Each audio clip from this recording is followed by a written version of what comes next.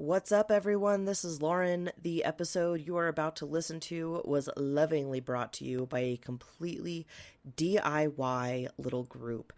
We are currently sitting around, well, not currently, I'm solo, but the episode you're about to hear will be sitting around one microphone, 3 people. And as funny as that is, it's very hard to clean that sound up and make sure that you guys are getting the best quality of episode that we can bring you. So for the month of July, we are doing a fundraiser. Just whatever you can donate is we're super grateful for.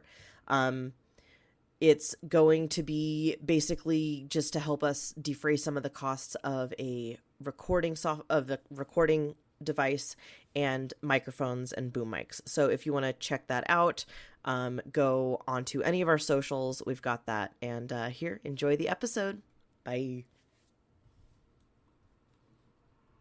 A well-behaved woman is trim and proper. Chores always done, not a hair out of place. When the husband comes home, she greets him with a smile. I'm sorry, what the fuck? Are you tired of Hitler? Have you no shame? Okay, one liar as a kid can find another liar. I want that stricken from the record. We're gonna learn if she doesn't have a feather. I could bump up in the big house. You're a mess, girl. I am here to audition for Babysitters Club extras. I brought my own hammer.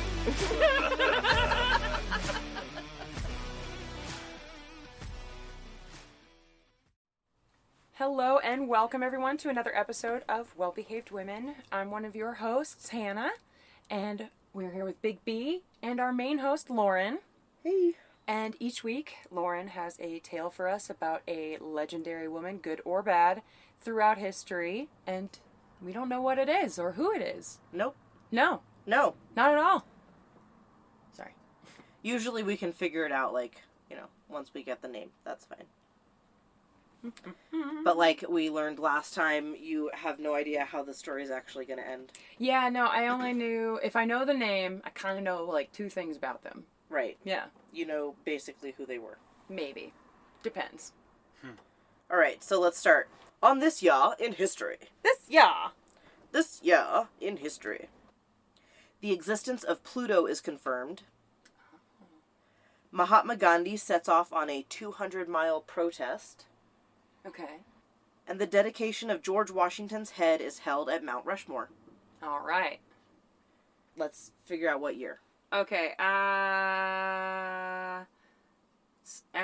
around the turn of the century? So, I'm gonna guess 1912.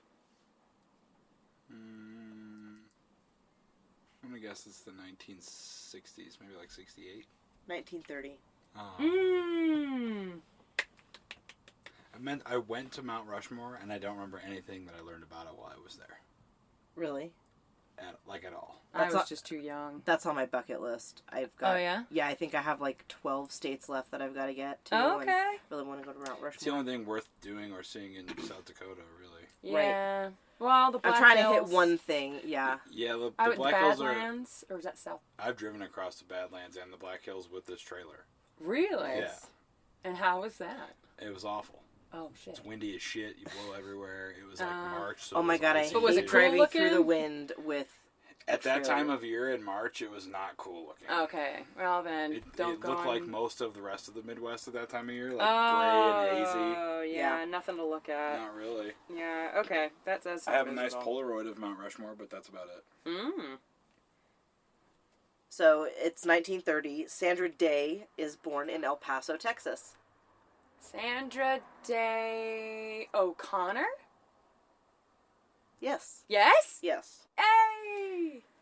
So, Sandra Day's parents were ranchers, and she grew up on a 198,000-acre cattle ranch in Arizona, which was called the Lazy Bee. That's me. huge. Lazy Bee! Oh my god, that's huge. That is, I've seen, what 1 acre looks like, and that's... This whole property. Have you ever been, on a really big ranch? No. Oh, it's I have really not. fun. Really? I really want to. Oh, It's a there's so dream. many around It's on here. my bucket list. Is to be able to just ride horses out on a ranch willy-nilly. I don't have to stand in a fucking line and, like, trot. Gary's family works like a cattle ranch in California, and it's like 100,000 acres. And so you can kind of just drive through there, and it's all dirt roads and, like, kind of back, fences and that kind of shit. Yeah. And we, like, legit just got lost on his little his family's ranch, and he knew that we couldn't get out one way or the other because we'd get trapped in, so we'd figure our way out to the front. And we went camping out back there a couple times, but, like, as far as the eye can see, it's all, like, ranch land. Oh, it's so cool. That seems so cool. I mean, the closest I got was, like, a friend who had, like, an acre of land, but out, like, he had no neighbors, and it was just the middle of Iowa. So it's just, as far as the eye could see, it's just flat land. So, like, it was really pretty at sunset. That's about it. No, I've done some riding out in the country. In the country? Out in the country. Country? That's bad. Alright, so Sandra's growing up on the Lazy Bee. She was the eldest of 3 children in a home that didn't have running water in the house. The roads around the ranch weren't paved. Yep, country roads. Similar. All the gravel and dirt and potholes and seasonal shit. Oh, yeah. She was 32 miles from the nearest school. She was a really bright child, so her parents wanted to encourage her love of learning and sent her to live with her grandmother in El Paso to attend school. Ah. Gross. So there was this one year she tried to make the commute from the ranch, but it was like hell. So she went and lived with her grandmother. So Sandra went to the Radford School for Girls before attending Austin High School, and she graduated at the age of 16. All right. She worked hard. Very intelligent. Yes, obviously. Yeah. Yes. Okay, you said that with a question mark. Like, I she hadn't earned it. I didn't realize the car was going by, and I was like trying to figure out why we stopped talking. I'm like, oh, okay, yeah. We need new mics. Yeah, We'll get there. That's fun. All right, so it had always been a dream of her father's that he'd one day get a degree from Stanford University. But because the ranch had been given to him by his father, those plans had been sidelined. It was basically like, well, the ranch is yours now, son. You got to do this. But I want to go to school. Exactly. I want to learn. No. You got to run the ranch, son. Guess what? There's no land left, so good for you. You kept it. Yeah.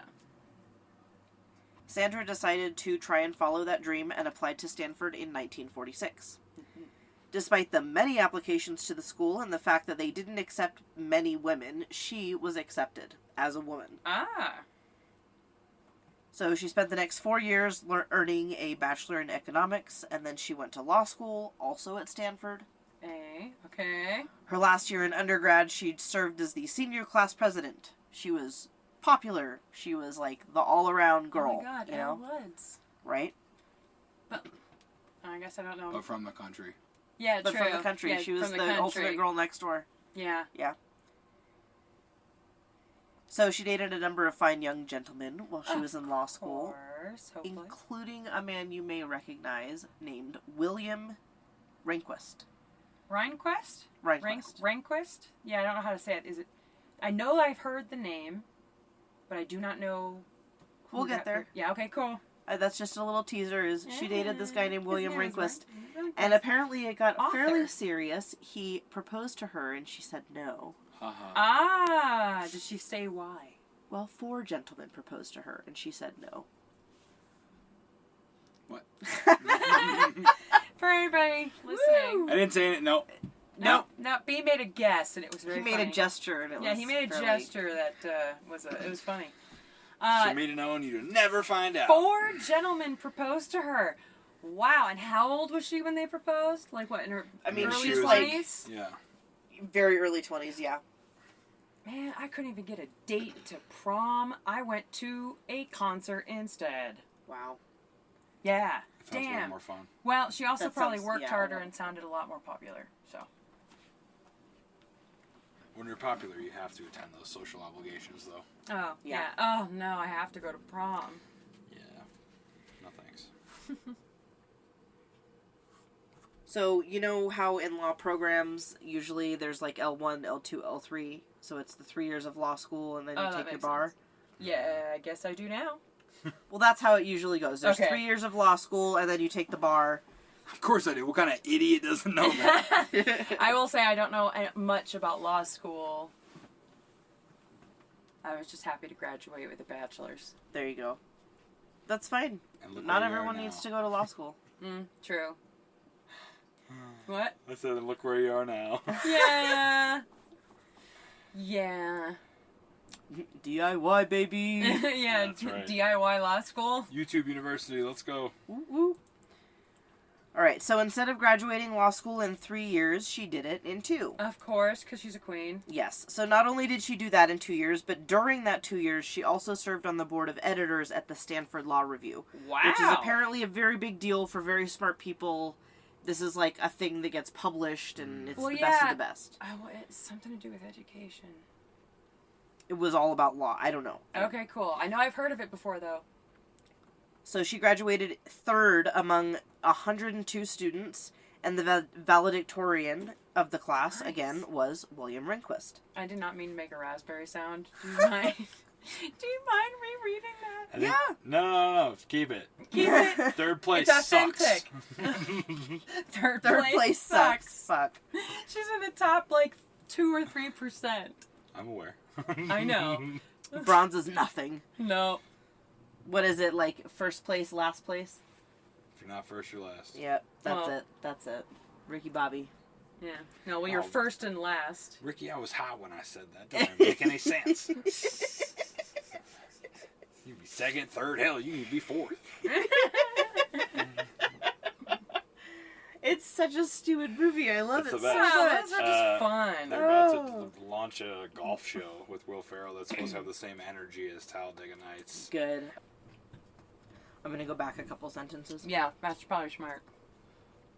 You sound like a kid with a retainer. That's probably fine. Now keep that in. You guys want to come over to my house after school and watch Star Wars? Well, actually, Well, actually, Sandra graduated 3rd of 102 students. The valedictorian was William Rehnquist. all right. Her rival. Her nemesis. That's right. Arch enemy. They're not lovers, now they're The enemies. Gary to my Ash. That's right. What? The Gary It's a to Pokemon reference. Pokemon. Oh, okay. Damn it, Gary. Gary Oak, that Damn fucking- it. That turd. So during law school, Sandra met a man she very much fancied. A man named John J. O'Connor. He was a year behind her in law school, and after she graduated, they got married. Whoa, cougar. Wow. I knew somebody was going to make that joke. Well, she was younger than them. Because she graduated at Well, I 16. guess so they'd technically be the same age, probably close to it. Oh, okay. If he was a year behind her in school and he was regular age. they'd Yeah, probably- Regular age? Well, she's like almost 2 years ahead, so Yeah, Regular age. put some. It about a year squeezes apart. the gap. Yeah. Yeah. So it's 1952. She's just graduated one of the most prestigious law programs in the nation in 2 years. Damn. And now she's looking for a job. Good luck. The county of San Mateo needed attorneys, and Sandra needed a job, and it should have just been a perfect match, right? I would think it would be a great match. You would think it would be a You would- fantastic match, right? Yes. Your first job never is, though. Right. No. So she had fully passed the bar. She was a fully licensed Sounds like she lawyer. set the bar. She set the bar. San Mateo County offered to pay her to be a legal secretary. And a slap in the face. When you've gone through law school and you've suffered and you've girl. worked and you've studied. Work my typewriter. Yeah. You have nimble fingers. I can't read. You do it for me. You do it for Yeah, me. yeah. Read that back to me. I don't know English. Oh my god. I am just now realizing that, the silent generation is to boomers what boomers are to us. Yeah. Yeah, it's just a cycle that repeats itself. Yep, we absolutely. will be the boomers to someone else. At some point, Gen X is going to be that way too. Yeah, and Gen Z. Shout out generational It's trauma. a long way off for you, but yes, that will happen. You're just the it generation right now. But So Gen they Alpha's still have coming kids. for your throne. Is that what they're going to call them? I think so. Well, they're going to be full of wieners.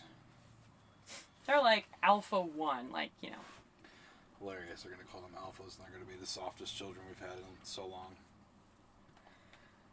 Oy. So instead of being a legal secretary, Sandra decided to work for the county as an attorney for free. Good. For free. It sucks that it's for free, She but didn't charge for her time or her money. She worked for the county basically to prove herself to the law offices there. And once she did, she was able to actually get a paid job as a deputy attorney. That good part was a little too early, but I do think it's good that she turned down the offer of the secretary. Mm-hmm. Well, yeah, because, I mean, if you accept that position, then you're always the secretary. Right. Yeah. There's no upward mobility from that. No, and I can tell you as a former not secretary, but front desk receptionist. A desk jockey. Yeah, that's another one. You're going to be at that seat forever. Yeah, I was kind of getting stuck there. Yeah. Well, just like as a secretary, you're looked at as an assistant. She would have never been seen as more than that. No, never. They would have been like, well, you got hired as, these are the you have experience here. Well, she's overqualified to be a secretary, but that's not what they cared about. No, not at all. No.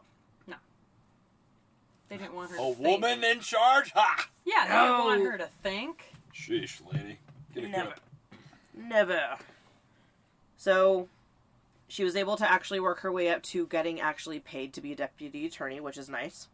They finally decided she was good enough. Yeah, all it took was how long?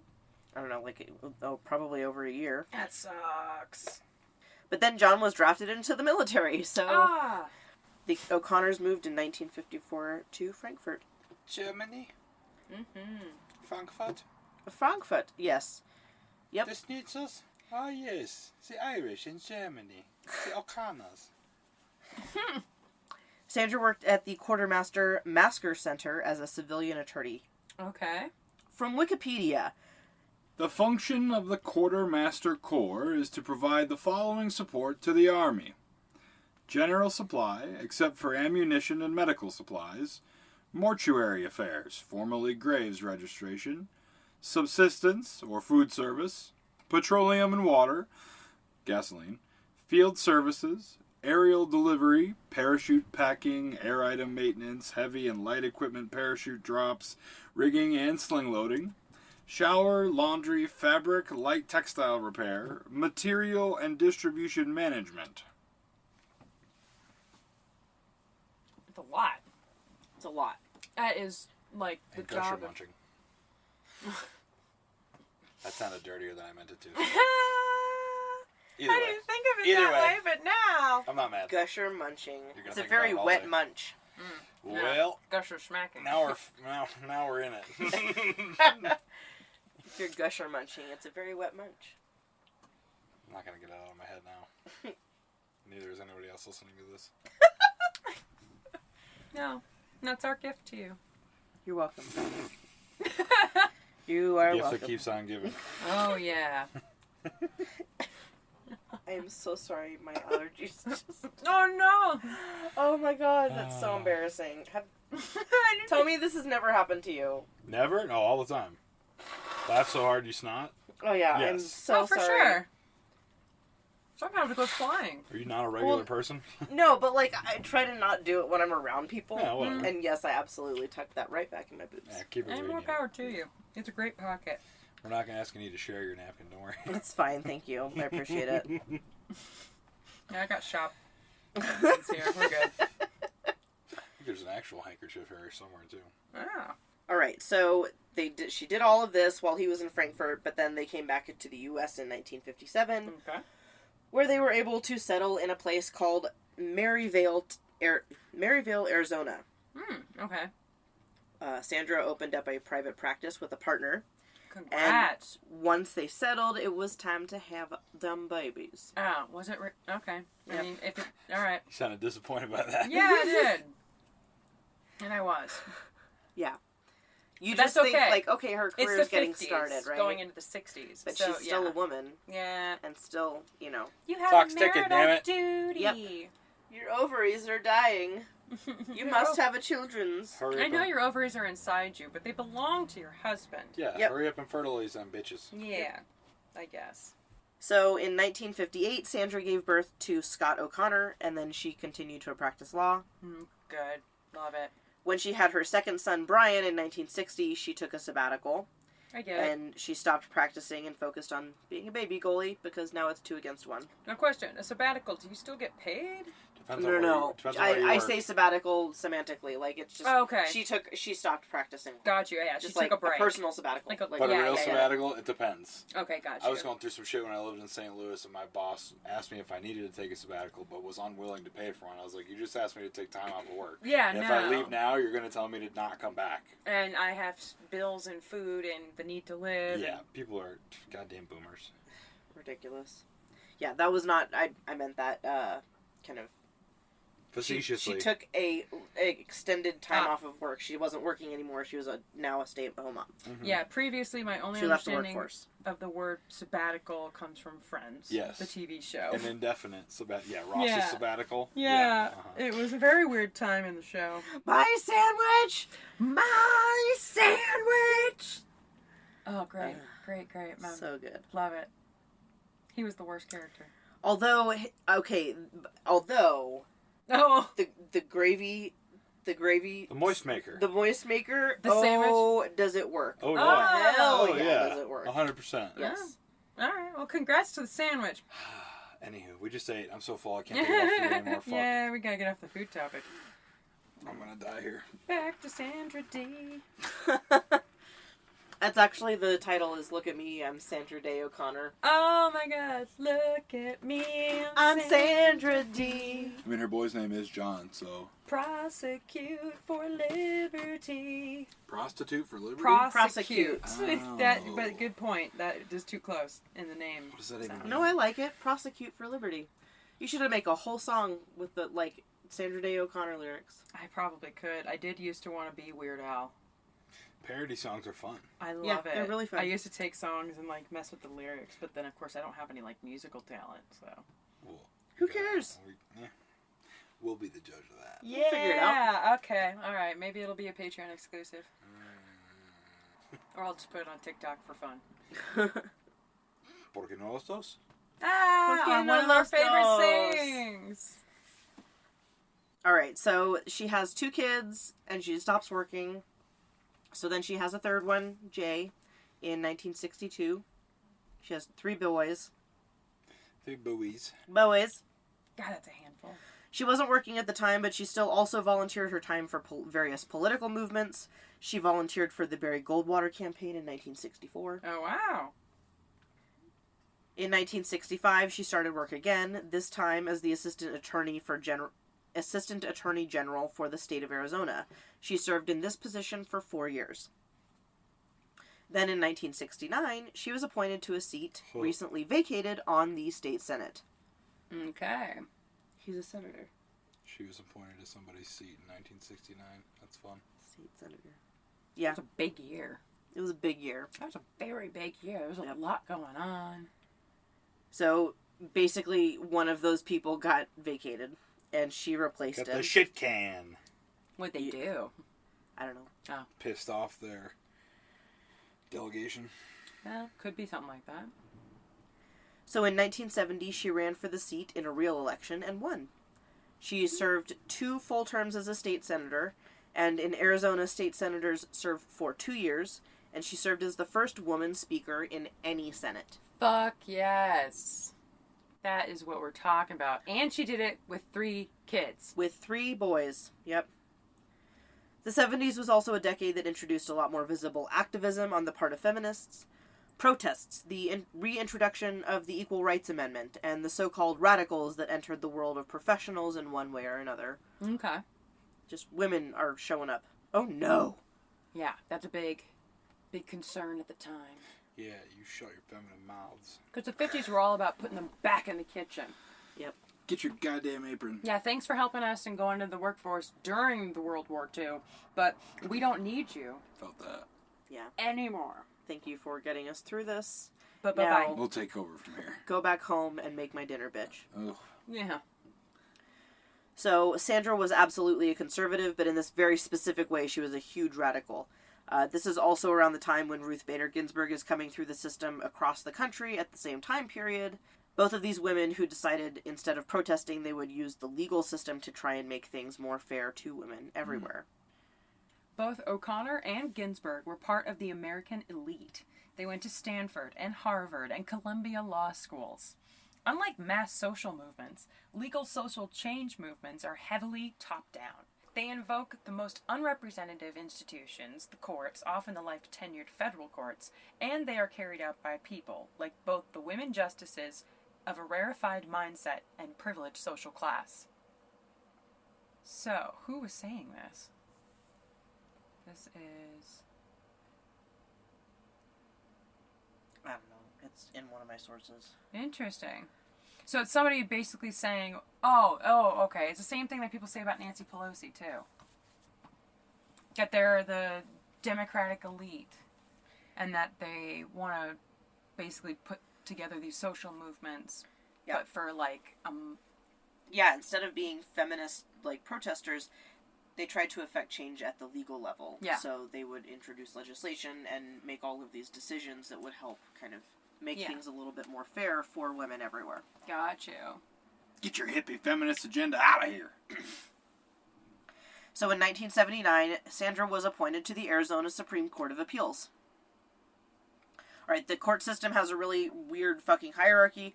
So lowest is being Justice of the Peace and Small Claims Court. Okay. The highest is obviously the U.S. Supreme Court. So it goes the U.S. Supreme, and then the U.S. Supreme Court, the U.S. Court of Appeals, the U.S. District Courts, State Supreme Court, Intermediate Appeals Court, various state courts, various local courts, and then these are the ones that have little trial courts like family law, juvenile cases, municipal, probate, and criminal. Yeah. Gotcha. And that's kind of where they get started. Mm-hmm. So if you get charged at a criminal level, it's locally. And then it moves up through the thing if you wanted to appeal it or anything like that. Okay. And if I got it wrong, there's probably more that I missed. I'm sorry. I mean, there's so many different types of courts. I get it. And then we got Ronald Reagan. Oh, boy. Woo! So, following Carter's unpopularity in the presidency, movie star and all-around cardboard cutout Ronald Reagan seemed like the perfect option. You call him an all-around cardboard cutout? I did. Really? I never thought of him like that. All-around cardboard cutout Ronald Reagan. Previously an actor. Wait, no. Yes. He was on a lot of westerns. Really? Yeah. He was like John Wayne. Really? Yeah. Really? Really? I don't know where I picked that up. I don't know either, but I like it. Love it. So when Reagan ran his campaign, or when the campaign ran with his face on it, he promised to appoint the first woman to the Supreme Court.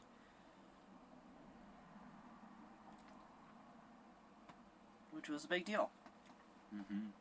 U.S. Supreme Court. No women on it. Yeah, that's a big deal. Having at least one voice in there is necessary, but we're working on it. Reagan tapped Sandra for nomination. He informed her of his choice one day before he announced it. He called her a person for all seasons. A person for all seasons? Yes. There was an absolute uproar. They couldn't believe that a voice of a conservative party was nominating a woman. A woman? Well, yeah. They're trying to take that back. What kind of family values? His pro-life constituency was incredibly concerned about whether Sandra would strike down Roe v. Wade. Yeah, this might be where I... Meanwhile, back at the Hall of Justice. Oh my god, that's amazing. Can you say, elsewhere in women's news? Elsewhere in women's news.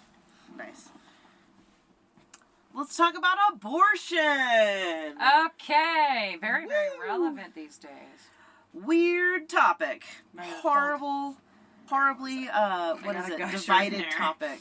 Roe v. Wade is a 1973 case brought by one pseudonymed Jane Roe, who had become pregnant with her third child in 1969.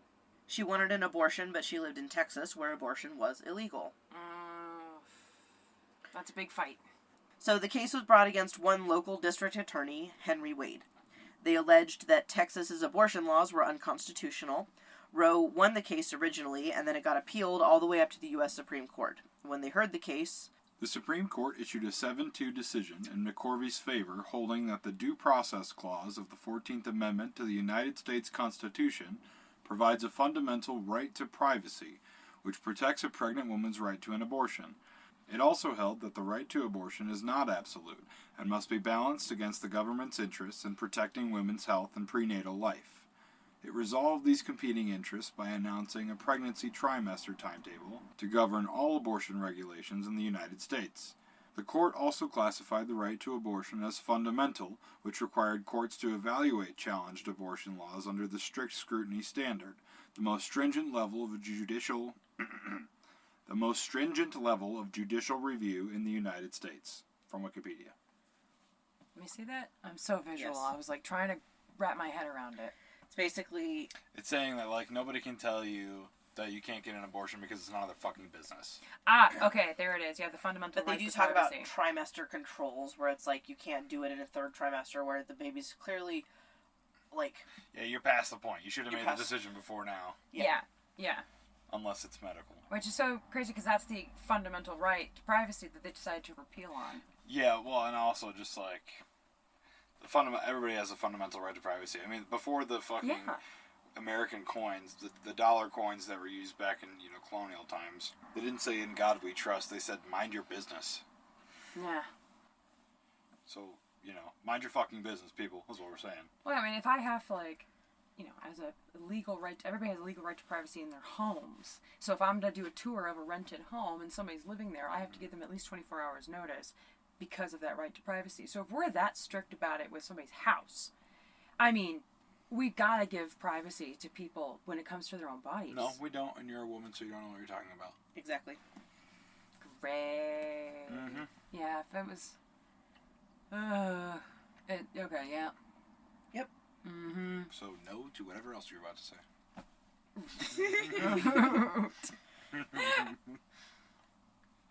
So that was the case that determined it was legal for a woman to choose what to do with her own body in 1973.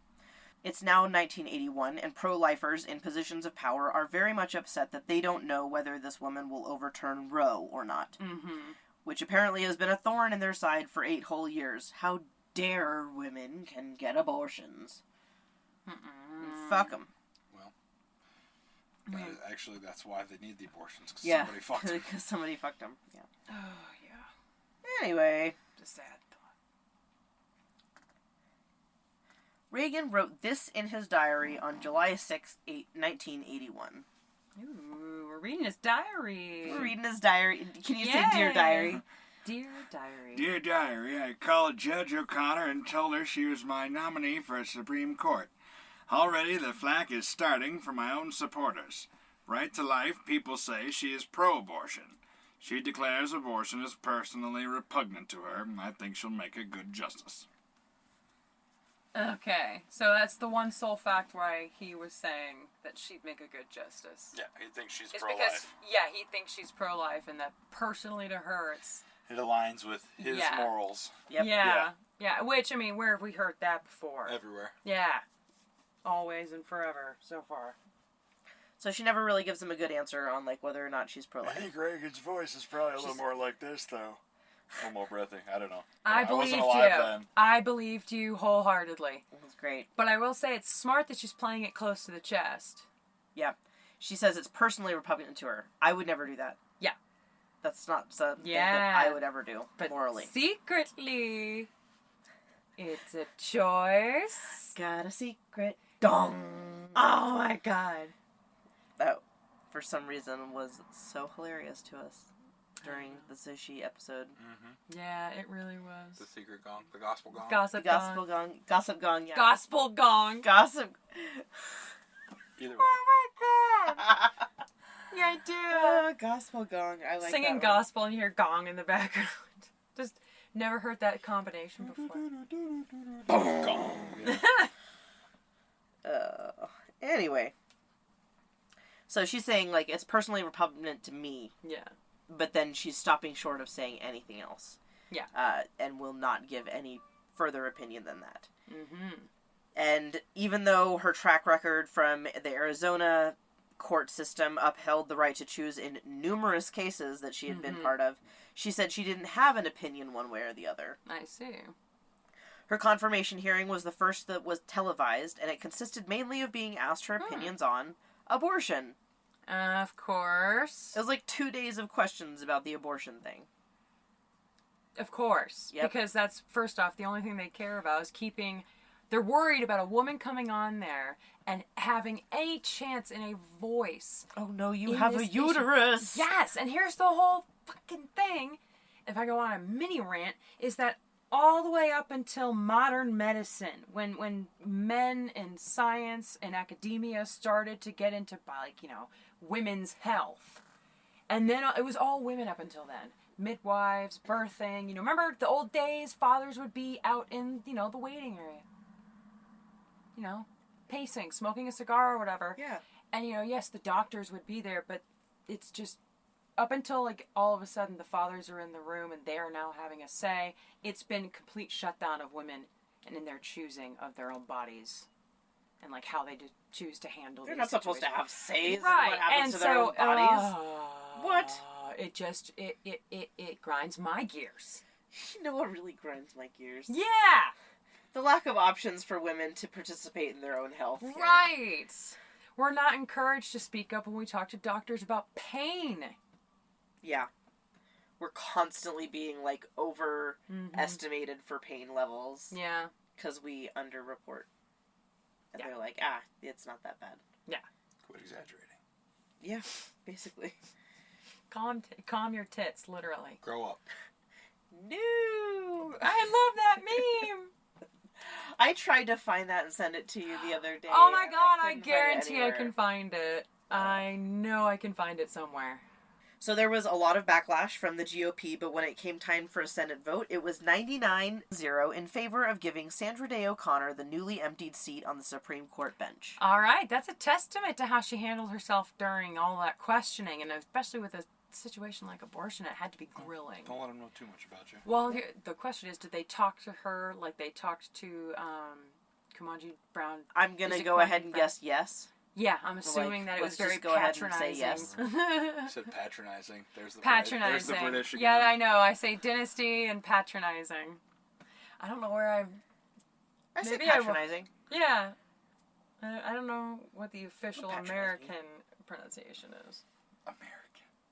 Even though I am American. Patronize? I guess patronizing. But isn't Yeah. the patronage your business? Don't patronize me. Yeah, maybe. 'Cause Whatever. I don't know. paternal.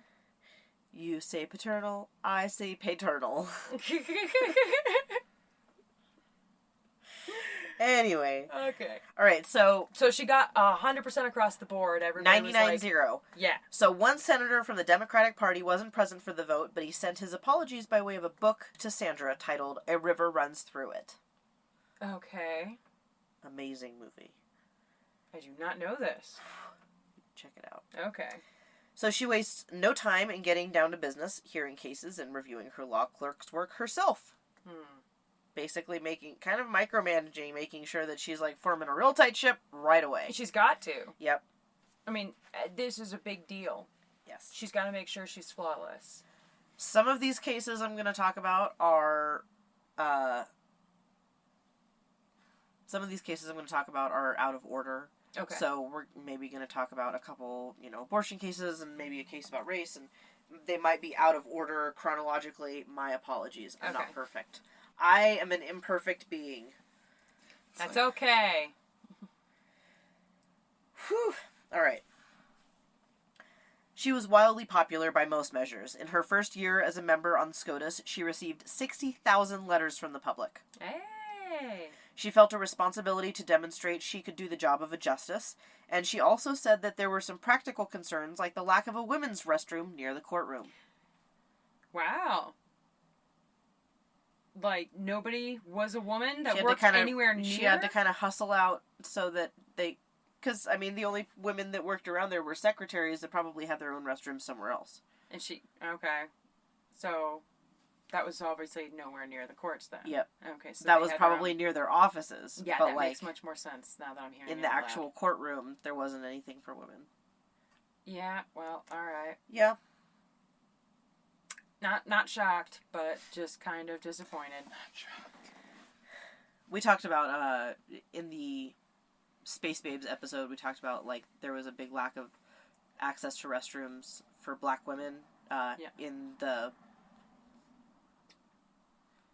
There was a lot of, like, a lack of access to restrooms for black women in, like, pretty much all of the campus at NASA. Yeah, and so they how far do they had to, like, I think it was, like, half a mile or something to go to the bathroom. Bathroom. It was, like, across the campus, and then they kind of I knew it was a distance, but I didn't realize it was half a mile. That's like a 10-minute walk if you're hustling. Don't quote me on this. That was a while. I recorded that a while ago. Okay.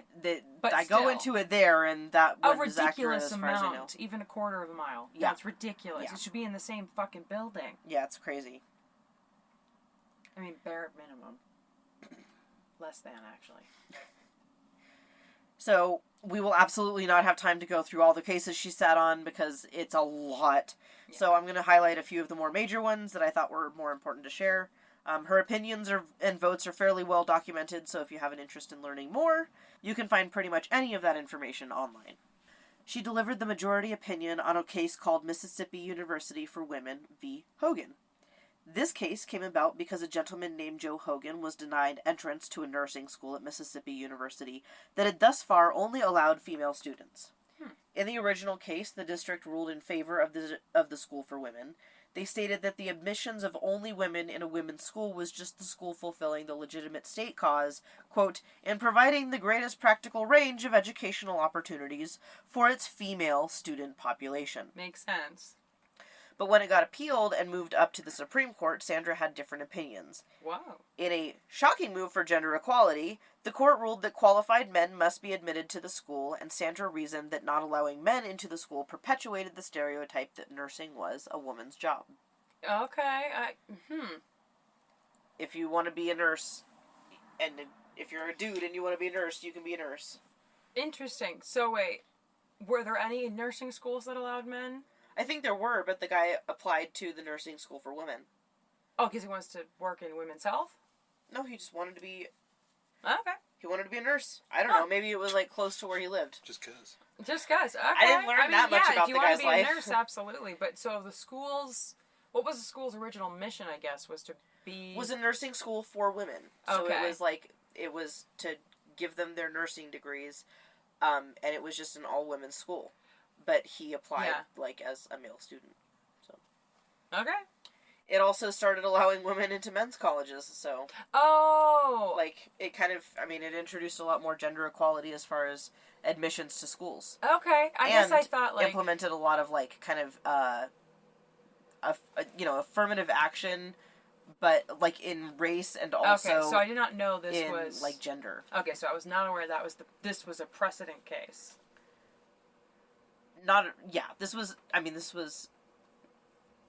This was basically kind of the introduction of, Yeah, okay. I was not aware of that, so I retract I'm not sure how I feel about that. I think this was a good outcome. This was a big deal specifically because she had joined the court as a conservative and voted as such in many, many cases. But here, not only did she vote with the liberal majority, she wrote the opinion, which in SCOTUS speak is a big deal. That's the one that people are deciding to go with. Okay. Remember that ex-boyfriend from law school? John? William Rehnquist? Oh, yeah. He and Connor were almost always on the same side of court decisions. Oh, yeah. He's in the Supreme Court. Oh, not an author like I was wondering. No, he's in the Supreme Court. And basically, they're just kind of buddy-buddy on, all of their decisions for most of the time they're in court together. Okay. Usually, O'Connor used her weight to kind of sway the majority vote. So basically, just kind of, I'll be the 5-4 split. Okay. A couple years after her appointment, the New York Times published an article that listed the 9 men on the bench. She wrote a letter to the editor and corrected the mistake, noting that SCOTUS is no longer made up of only men, and she is the first FWOTSC, or first woman on the Supreme Court. Okay. FWOTSC. FWOTSC. Acronyms abound. Yep. Yeah. that a good stopping place? Yeah, Cool. we're about at 50%. All right. right. 10%. Oh. A I gotta get in the car and cliffhanger. go. All right, well, thank you everyone for listening in. I know we left you on a cliffhanger, but we will be beginning back with a part 2 for Sandra D. Look at me. Sandra I'm Day. O'Connor. Listen what she has to say. There you go. I'll figure it out. Justice Lady. All right, now if you guys want to hear more, please follow us on follow us wherever you get your podcasts. And you can, what? Apparently, we're also on Podcast Addict. I did not know this. I learned that this morning. Okay, well, guys, So it sounds we're on like lots of different things. we are in many places to find. You can also follow us on Instagram at behaved podcast. Well-behaved women. Oh, well-behaved women. I forgot the whole point. Okay, so for Reddit, it's well-behaved women. Instagram, it's well-behaved women podcast. Gmail, it's wellbehavedwomenpodcast@gmail.com. Mm-hmm. We've got a Facebook. We've got Twitter, which doesn't have an E in the behaved. That's the one I keep messing up. I know. It's. We should just get rid of it. Yeah, okay. Screw Twitter. We're really on Instagram, That's fine. we're on Facebook, and we're Yeah. on Reddit most of the time. You can also find us at our website at wellbehavedwomenpodcast.com. Yep. All right. That's us. Yeah, thank you, everybody. We'll see you next week. Peace. Bye.